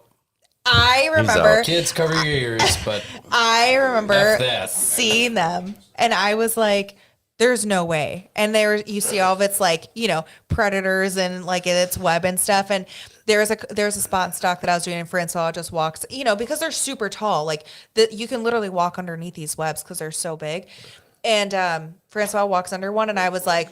yeah, you Nope. don't. I walked all the way around. I was like, I don't care. I don't care if I'm messing up this spot in stock, but I am not walking underneath that thing for it to like drop, like kill me. I don't do spiders. There's literally small antelopes stuck in these webs, being devoured by giant spiders. So when do you want to go, Drew? 4 legs and under, I will take care of it. Anything more than 4 legs, my wife has to deal with That's it. hilarious. I will call her into the room like, nope, she's like, it's up in the corner. I don't care, get it. Do what you have to She's do. taller than you, anyways. Everybody's taller than me. That is so funny. What, that I'm short? Oh no. I love that other people hate spiders too. Yeah. But the snakes over there, spiders, they have ticks too. They weren't really that bad with us, but What predator kind of wise, ticks do they have over there? good question. I don't know what I didn't read that book. They're just bloodsuckers. They're bloodsuckers. But yes, You have a microphone. Hyenas. You can chime in at any time. hyenas are a big one. Oh my gosh. Oh, that's what happens when he gets 5 Pabst Blue Ribbons in him. The show just starts going downhill. Thankfully, he's not itchy yet. All right. So, again, that was South Africa. Yeah. A lot of those, in several of those episodes, you were taking time during the middle of the day and stuff like that, and you were going to the towns, Yep. villages, or whatever, Yeah. and you were donating food and blankets and clothing and stuff like that. And I could see, I mean, you were even you went nurse mode, right? Yep, I did. Over there. You I want went to in touch nurse on that? mode. Yeah, absolutely. So again, with my grandfather's his start of his nonprofit, the One Shot Hunt Club, kind of really taking that full force into my creating my nonprofit, which actually wasn't officially built until September of last year. So after the trip, but it was just kind of like, the building blocks. We had submitted our paperwork. And so my big thing was wherever I go, I wanted to leave my mark. And so South Africa was very much a near and dear place to my heart because of my grandpa. And so Boshoff, South Africa, is actually the place we were at. And so those very people, we had every person that came on the trip had to donate one of their suitcases at a minimum of like any donated items. And they were in need of children's clothes between 0 and 5. And so we had clothes that we were able to bring over there. Again, we took money from donations and we bought blankets over there. So we put that money back into the economy and the community there, and then also provided them with those blankets. And then all the meat from our harvest, we got to deliver and we got to give that to them. And then we also did stuff for the kids in the schools. So the very schools that my grandfather built, which was very incredible to kind of see. What's sad is, so when we went there, the school that my grandpa actually built was right next door to where a new trailer was built to provide school for these kids. And so what happened was the government came and the teachers that were supplied to help with, teaching in that community, unfortunately took all the donated items that my grandfather and my father and everybody did, all the computers, laptops, all the technology, everything that they did. And actually took it all, and that school no longer was in session. And so that community actually created their own school. And so this woman, out of the kindness of her heart, decided to use her own money, and she was able to essentially like a trailer type setting, and was able to create a new school for the kids right next door. So it was crazy because my dad obviously recognizes it right away. He walks up to it and he's like, and he got sentimental and emotional, and he's like, this is the school that Grandpa built, and this was right next door. So knowing that they still are playing in that same area, but to see how beautiful that school was and what it could have been, how many years later, but to see that he's still well respected in that community and people loved his efforts there. Remember him. And the people there were like, your grandpa was like, you're his granddaughter. Like, oh my gosh. And it was so like, you remember him, it's just, it's so crazy. And so, knowing that I did go into nurse mode, I went into, there was places and people that we walked up to in these homes, and they had wounds and they had, difficulty with mobility. And it was really great to kind of, I'm not there providing full-blown medical care, but the nurse part of me, whatever I could do, and and I can absolutely do that, And so, it's something that's super important to me. And so I took that, my grandpa's focus was the kids, right? Hope and future for African children. And I was and I remember telling myself why? Because they're our future. So that's actually how the Wild Race was born, it's the race to change the future. And so our kids are our future, and our kids are the reason. If we educate them and we give them the resources and we educate them properly with facts and and allow them to have their own discretion and, opinions from there, then we can create and hopefully be able to keep what we're creating and what we are living in this outdoor industry, right?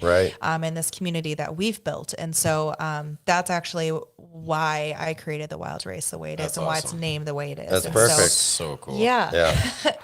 Because that's exactly the perfect segue. I really wanted to get into knowing what the reason, how was there this, okay, I want to create this TV show, or was it above and beyond that? Or so for me, it actually never thought that it would actually be a TV show, to be completely honest with you. That door just kind of opened. And it just continued to open. So I went in, and I honestly thought I was just going to do social media, because I didn't know the first thing about TV. And if it wasn't for Trey and all these amazing people that I've had working with me for many years, I honestly would, I personally, I'm going to finally invest in my own camera, but I don't sell film. I never did. And I always knew that business wise, I'm I have to provide good quality content. And by doing that, I need to find an expert in that field. That's just my brain working. And I hired and brought somebody in, and then continued to just build off of that. And so I was able to then go to and create this content, to then, with this crazy idea of mine, to be able to produce all that. And then it just kind of turned into this beautiful thing. And so, believe it or not, it all started because I couldn't find anyone to go fishing with me. And so I booked a random trip to Clearwater Beach, Florida, booked a 3-day charter, got a red Camaro and an Airbnb to myself, documented it on my iPhone. I've seen that movie. And literally put it on social media, and I started gaining a following, and and I'm like, this is kind of fun. Yeah. And I was like, I'm not going to wait for anybody else to do this. I can do this myself. And so I started just really reaching out, and I would call outfitters and guides and hey, I was newer into waterfowl hunting. And so I would, call them and be like, hey, I'm just me and coming by myself. They're like, by yourself? I'm like, yeah, like I'd love to tag into another group if they're welcoming to me. Like I'm not like, I just want to get out there. I really want to just learn and have that experience. And so it was really great. And I just, the more and more I did it, the more I got comfortable. And I just met so many people and I just didn't know what direction I was going to go. And then I had actually done a little bit of filming for a TV show that was on the Pursuit Channel. And the gentleman and I did not see eye to eye. And so we had different values of women in the industry. That's a great conversation for our next talk. Yeah. So I don't like to hear that, but nope, we're going to hold off on that. That'll be good. Good to know. 1,200. Lucas, it's 1,200 miles to Clearwater from here. So it was honestly like a good like fire under my butt to be like, are you going to stay with this, or is this guy going to be the reason why you're not going to do this? And so I stepped away and I was not ready. I was literally in the middle of branding myself. It was like my 5-year plan. I was in like year 1 and I was like, there's no way I have like 4 years worth of stuff that I was going to do to be able to like build myself to this point. And Pursuit Channel called me and they're like, hey, do you want to have your own show? And I was like, what are you talking about? They're like, we love like your ideas and the things that you want to do. And I'm like, so cool. What are you talking about? Like, I don't know the first thing about TV. And they're like, we're going to do this. And this guy, he was so great. This other producer, and he was like, let's just run with it. And so we did. And it took between COVID and working as a nurse and all the things that were going on in my personal life to really happen. And it finally aired last year. So season 1 aired last year on the Pursuit Channel. And then season 2 just finished, actually. We just finished season 2.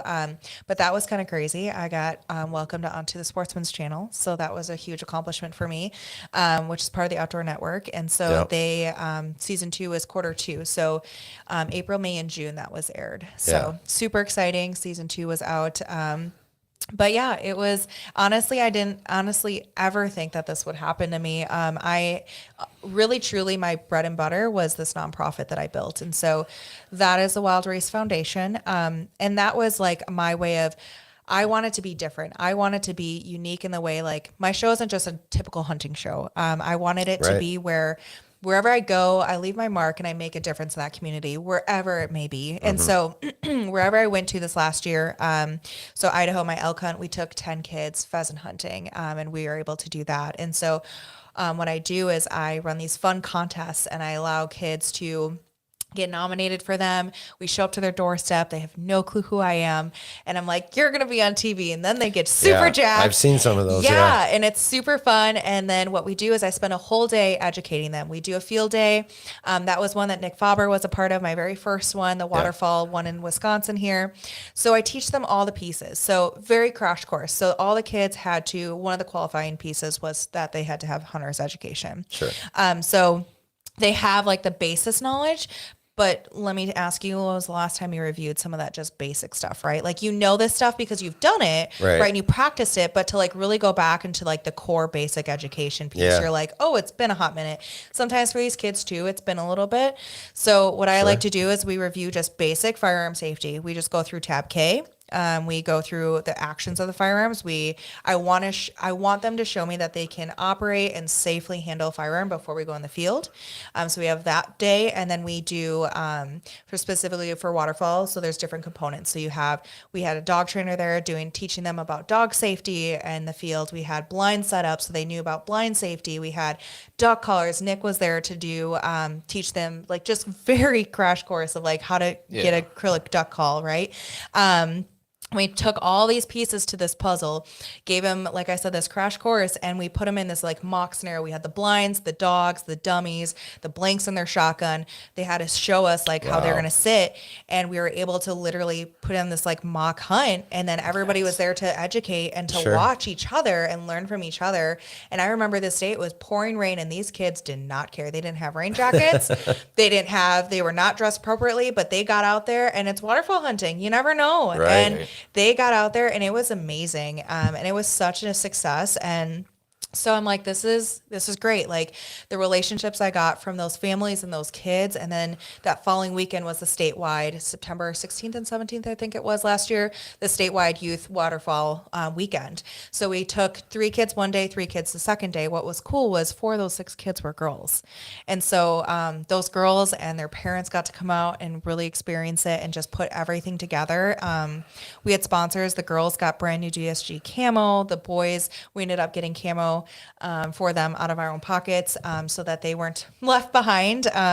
Kids got brand new acrylic duck calls. They got all sorts of goodies and really just like set up for success. And Half Rack is such a huge, if you're not familiar with them, they're local here. And every time we do an event, I just call Josh up and they're so giving to these youth and like they have like your basic needs for every hunter. So these kids would get like a shell bag, a 3-legged stool, and a gun case and all this stuff. And so I remember the next morning, because we took 3 kids one day and 3 kids the next day, the one mom, she's like, hey, my son is out in the tree line with his 3-legged stool and a shotgun, and he just shot his first duck, like because of you and because of the things that you taught him and the tools that you just gave him, like he's out there doing everything you just taught him. And it was such a big, like, I'm actually making a difference, you don't realize it. And then you're like, holy cow, like I can actually do this. And so, it just expanded. So then it was a whitetail. So then Sika, we took a boy and a girl, and Sika donated a head to toe whitetail,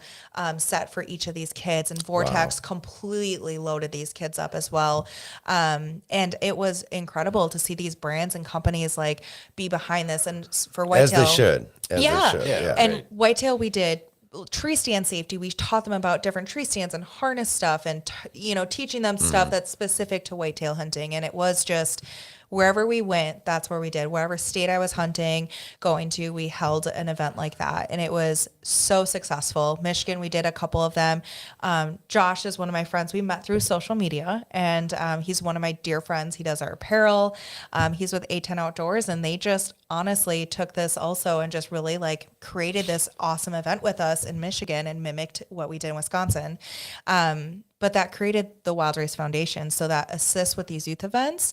But my absolute favorite part of that is actually the Wild Race Wish. And so that is where I feel like I can really excel as a nurse, as silly as that sounds. I was able to find a way to bring nursing and hunting into one dream of mine. Okay. Not only this show, but that program. And so that program specifically, we take kids that are chronically or terminally ill. So we follow very specific guidelines that are very similar to to Make-A-Wish Foundation.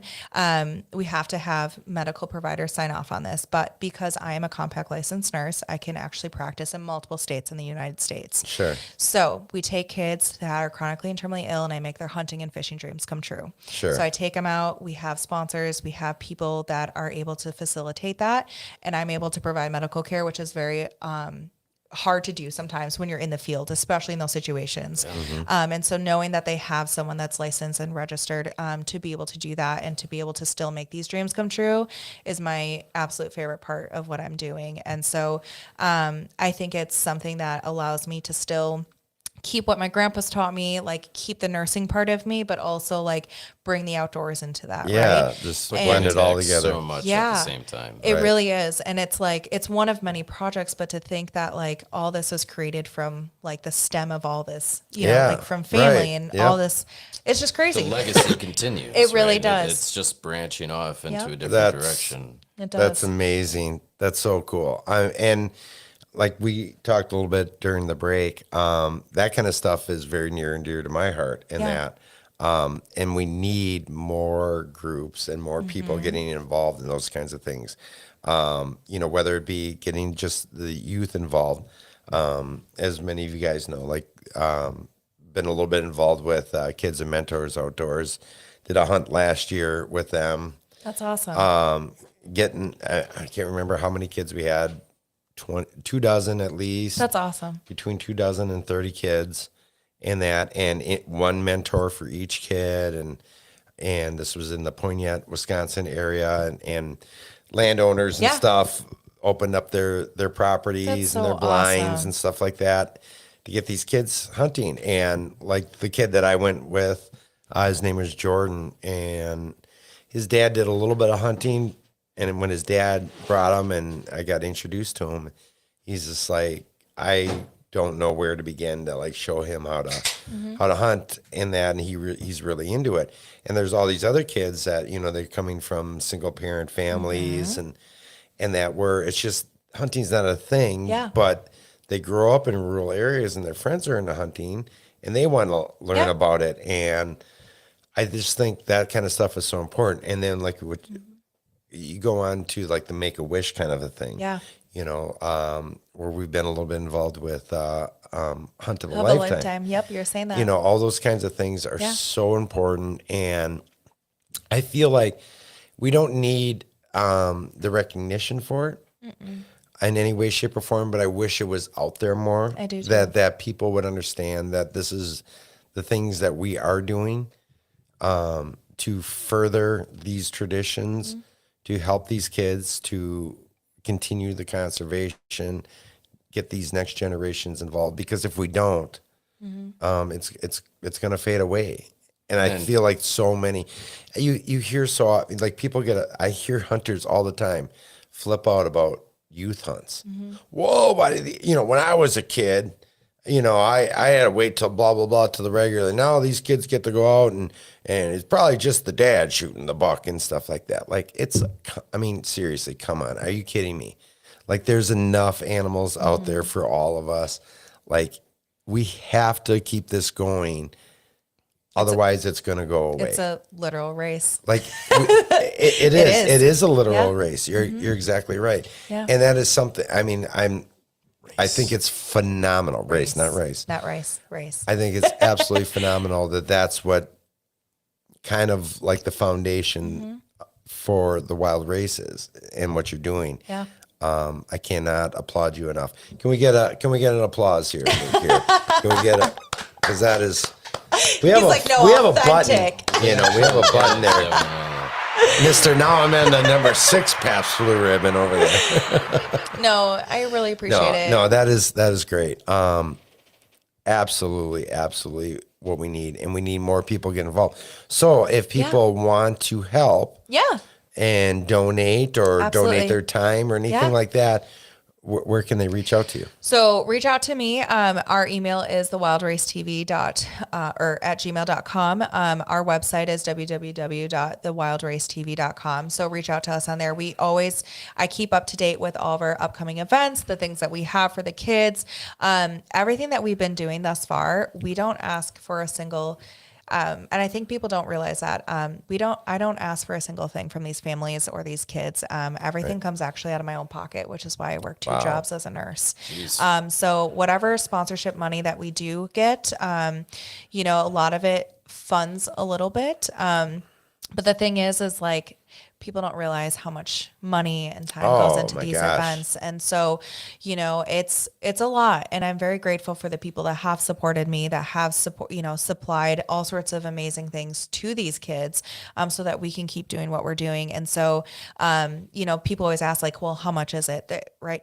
As of right now, like I don't plan on charging anybody. I want this to be an opportunity. I don't want money to get in the way of a kid not being able to go out and actually hunt or to fish or to whatever it is that they want to do. I don't want them, you know, we had a boy, you know, he didn't have boots to go on our waterfowl hunt. And I literally went to Fleet Farm that day and I made a video and I put it on TikTok and it was crazy. It was like Christmas morning for me. And I love that. Like, I love the joy of these kids harvesting their first, even if they don't harvest, they were just having a blast being in the blind, you know, and like if having a pair of shoes and clothes to go hunting is what's stopping you, then I'm going to do that. I'm going to give you that, you know? And so, it's honestly, you get out almost as much as they get out of it, you know, like, and that's not what you want. It just comes naturally, right? I mean, it's the nurse in me. Well, it's the human in you too. You know what I mean? It's you're doing something bigger than you. Yep. You know? That's because like I keep telling people all the time and I'll continue till I'm blue in the face, like these kids are our future. If we do not do anything about it, if we don't give them those opportunities, those resources and truly educate them, like the outdoor industry, the conservation aspect of it is completely destroyed. Dedicated like you read about. Not me. because I don't read books. But that is Read a book about South Africa hunting one I time. should. Oh, okayest hunter? Ooh, yes. Jessica Ann? Yeah. Commenting on the show? Yes. Eric Clark. I love Eric Clark. How you doing, Eric? Eric is a good friend. He He's is a great wonderful. guy. Eric's a great He guy. really is. Yeah, he's helped us out immensely over the years. He is incredible. Yeah, it's amazing Yeah. that we have people like you, and we need more. Yeah. If what kinds of things are you looking for that could help? Not just okay, so people might have, you have a way to reach out to you. Yeah. What kinds of things are you actually looking for to help this thing grow? Yeah, absolutely. So we are going to be hosting, which I have to confirm on that before I put all that information out there, but we're trying to have our first annual fundraiser.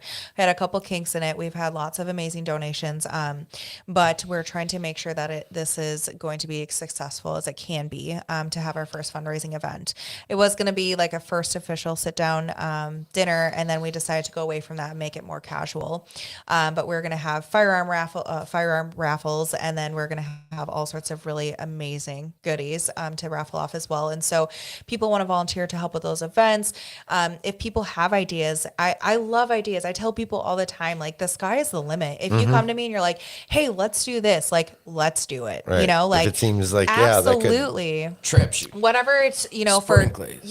like whatever it may be, like an event or a hunt or whatever it may be, like, hey, like I had some guy that was like, hey, like I'm really passionate about food plots. Can we do something with the kids, teaching them about like different trees and different things like that, like that may interest some kids. Absolutely. Let's do something, so whatever it may be, I'm always looking for help. Like I do a lot of this by myself. And so any type of help, whether it's, somebody throwing ideas at us, whether it's making connections, whether it's finding families that are in need, if it's kids that are in need, if it's a specific event or something that they have an idea of hosting, or if we do host an event and you see us hosting an event and you want to volunteer, please reach out to me. Like, I can't tell you, it is hard as a nurse. It is hard as me as a human to ask for help sometimes. Yeah.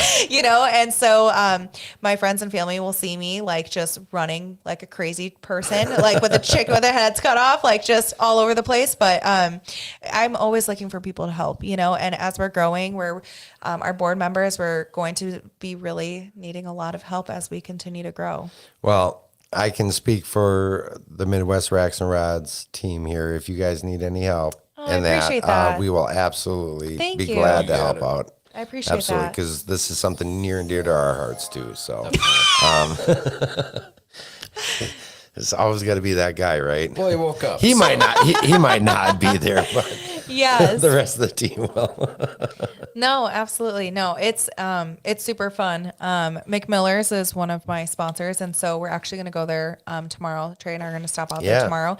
Yeah. But they are hosting like a women's only event, which is on August 19th, and that I will be there. And they're actually allowing me, which I talked about this previously, but we just got confirmation we're able to give 5 lucky kids to go on a weekend. It's like a day camp that they have that they host there. I don't know if you know that they do those. It's a wilderness camp. So kids are able, there's different options. There's like day camps and there's overnight camps for the weekend. But they choose like 2 sporting, shooting sports to do. They have horseback riding, they have meals, and they have all these events and things that they can do. Overnight wilderness camps include like navigation. They're able to like go out there, build a teepee, learn how to live out in the woods. They horseback ride out there. Nice, yeah. They learn how to, use a compass and navigate their ways around and like do a little treasure hunt. And then they do shooting sports all day, the different ranges. And then they get to go back and sleep under the stars again. So Awesome. it's really great. So 5 lucky kids, I will be putting that out this week. We'll be able to do that. So That's we'll really surprise cool. a couple kids with that. Awesome. So super excited. So Yeah, that's here in definitely. Southeast Wisconsin. So yeah. I mean, I hear the excitement in your voice when you talk about this. It's so fun. palpable. The feeling like Yeah. in that you are really getting a lot out of this and that. I do. And but you're not doing it for you. You're doing it for them. But like If you're gonna be selfish for the right reason. for the right reasons. Yeah. I I- like that. I like that. I got yelled at. I shouldn't say yelled at. I got talked to, and because I don't have enough I didn't for season 2 have enough episodes of me harvesting animals, and I focused too much on the kids. And the thing is like, I see it both ways, right? Like I understand TV wants that, but at the same time for me, it was like, if I can use this platform to get out what I'm doing and to have that awareness, and I'm going to keep doing it, Stick to your guns. And it's and that's, that's something like, It's a fine line. You as got a female? you got it right. it's another Hey, topic. all right. That is something that is so hard to do sometimes in this industry. You're up against some big people that are very Influential. that Right, are trying to because give. killing animals on camera, big animals and that's what sells. That's one Yep. of what. But I do truly believe that there is a larger percentage of people and sportsmen out there that do want to see the betterment of the community as a whole. And that's not just the kids Yeah. and the next generation and mentoring even adults, getting adults. That's something I've taken some pride in, getting a few adults. Yeah. In their late 20s, even at 30 years old, getting them involved in hunting and stuff that they never did. They didn't grow up in it, and now are very successful hunters. But I think that what is missing is, I'm kind of losing my train of thought here. That'll happen. it can happen. It's to like the best Robert, of us. it's like, We're are you talking- projecting? But mentorship and kids. No, I completely lost it. You lost that loving feeling. It's okay. Where was I You going with couldn't this? Drew? smooth a silk sheet. I know where you're going with that one. Anyhow. With a hot babe. Frank So just answered that. for any of you guys that have stuck around and you're watching live, but for anybody else that's joining after the fact, Before we got this way. that no. But if you can think of some ideas for Jess Ann or Even for us, too.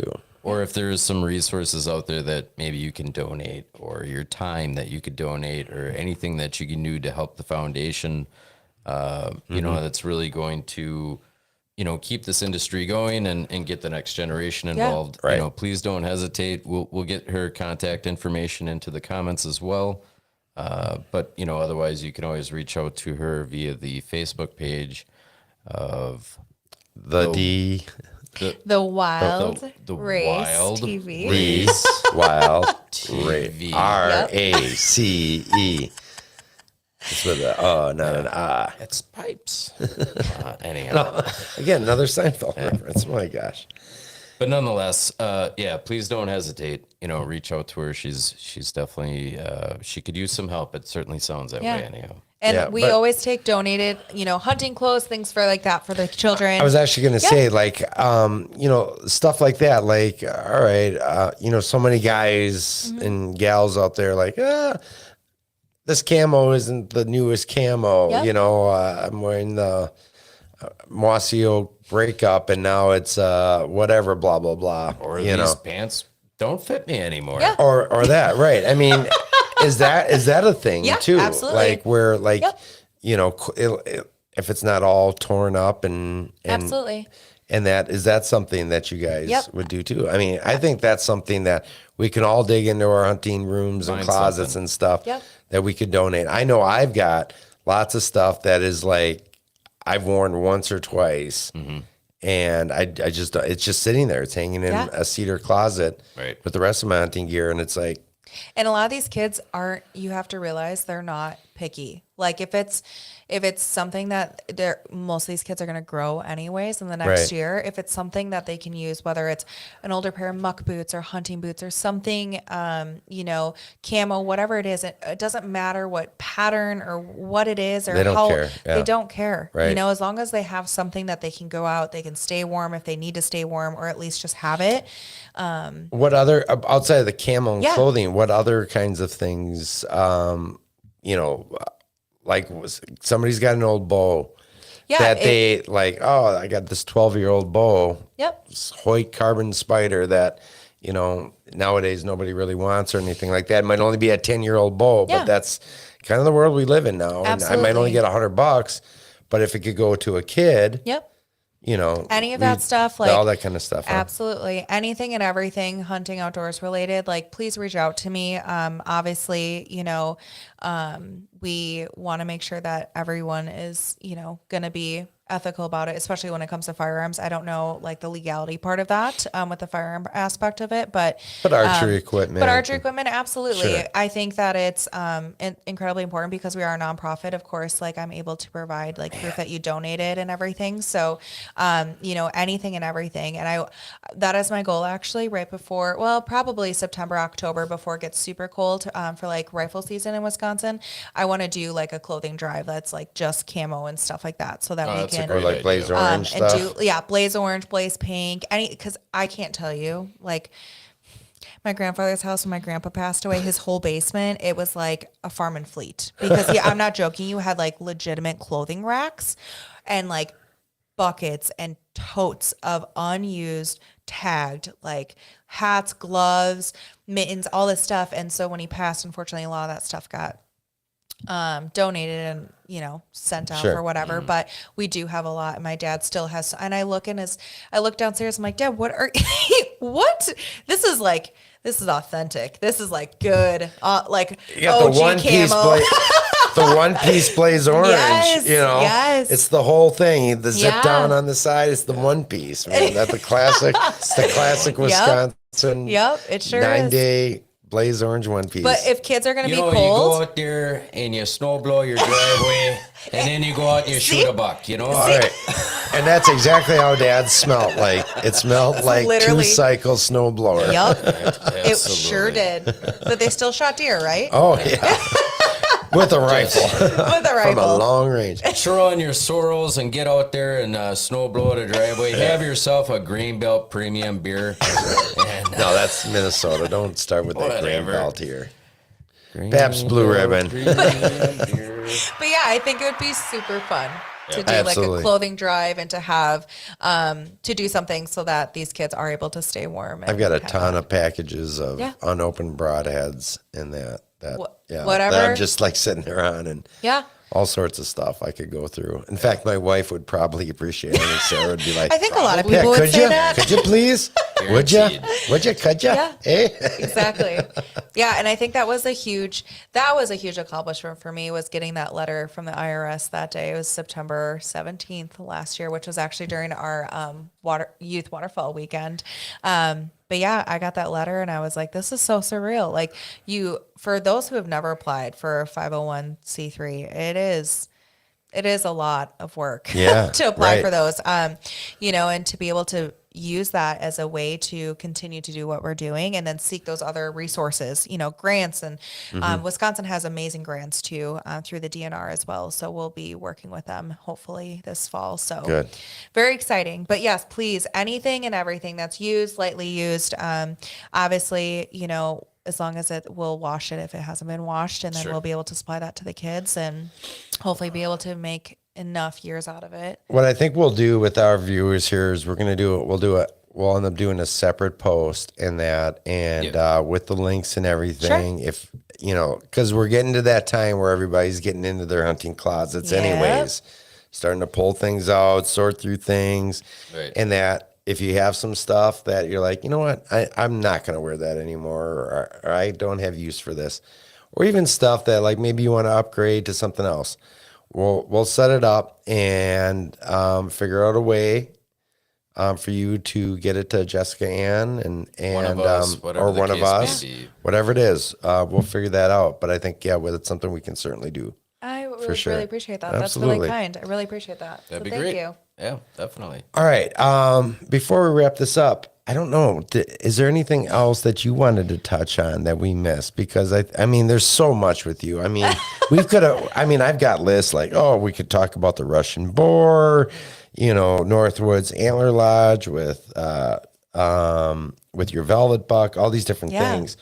But there's a lot of stuff. We're gonna have you back here in a few months with the other girls, yeah. gals and stuff. But anything else you want to touch on real quick, or do you think?